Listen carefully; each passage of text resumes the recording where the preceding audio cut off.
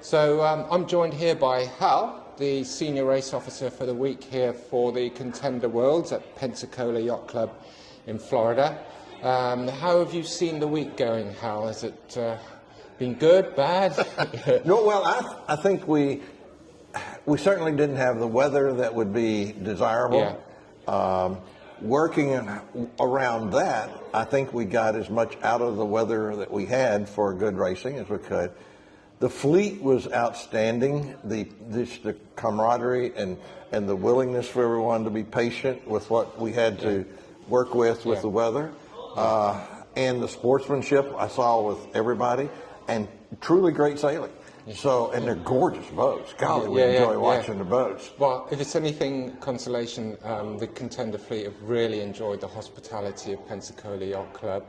I've not heard a single bad, and you normally do in these events, that the race officer takes an awful lot of abuse, but I sincerely promise you that has not happened, and everybody has appreciated how you've managed to get all the races in that you have. I can't imagine this group being critical, though. They were just so polite. Everyone was trust so me, they are gentlemanly and ladylike in all respects. I mean, but the hospitality, which we're more than happy to. We try to pride ourselves on that. And the guy who wins has always had a great day.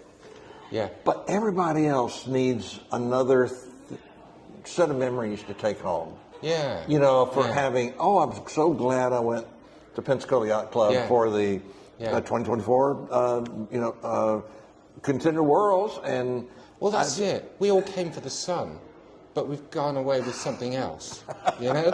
So it goes round, comes round. And I think that, you've helped to making the week special for us all. And, as a class, we really appreciate what you've done for us this week. Well, thank you very much. That certainly is that's the goal I start out with. Yeah. And I hope to achieve it. I know there would be some things that if I did it over again might change, but and maybe get a little better result. I don't know, but I don't know of a single time we could have raced we didn't race. No, I think yesterday was a good call, and no one said it was a drifter and it was a lottery. It wasn't a lottery. The top guys that have won previous races were still out the front. So that's testament to a good call, I think. Well, part of it's the durability of your fleet, your class, because we did have very challenging conditions. Yeah. We had these northerlies the entire week, and that's always has 20-degree shifts on both sides of the center line. Yeah.